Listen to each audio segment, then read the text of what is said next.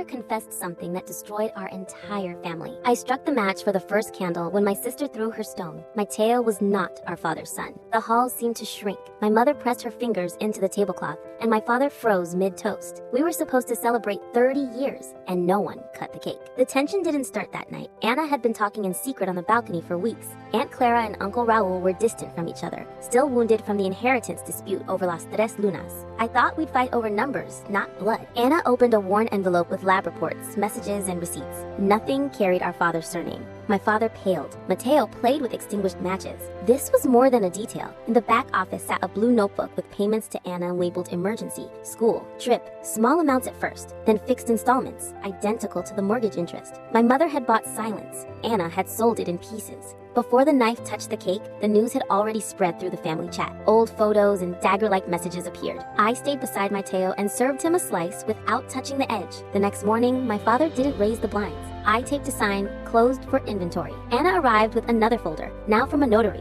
a draft of the transfer of the shop to an unknown company. I realized her confession was leverage. While we watched the scandal, she was pushing the sale forward. I went into the office with my mother. In the filing cabinet were invoices, receipt books, and the notebook. I quickly drew a map. Deposits to Anna, withdrawals without record, twin dates for every emergency. My mother breathed shallowly. I was already deciding. I called the bank and requested a freeze on all movements. I notified a lawyer to stop the transfer. I changed the locks. I wrote to Anna that we would not sign. She replied with a litany. I held the phone a moment longer. The shop clock still marked shifts and baking sessions. I, however, felt time pressing down on my shoulders. That afternoon, Clara arrived with a suitcase. Raul came in afterward. They stayed in the hallway, far from the cold ovens. At dusk, my father appeared and disappeared into the workshop. I went to get Mateo from school. He drew a bicycle with a tied-on box. I told him he would sleep with me, that we would make pizza, and that by dawn he would help me. We returned past the bakery. Behind the glass, the cake had already dried out. I tied back my hair, turned on a light, and tucked the notebook into my bag. That notebook, more than a record, was a map of damage and a boundary for everything that would come. The next 48 hours became an inventory of losses. Clara moved to her sister's house. Raul quietly left the group. My father slept on a stranger's couch. Anna reappeared with demands, division, recognition, a version that exonerated her. On the third morning, I raised the blinds with my mother. We baked simple bread at cost. Neighbors came in and left coins.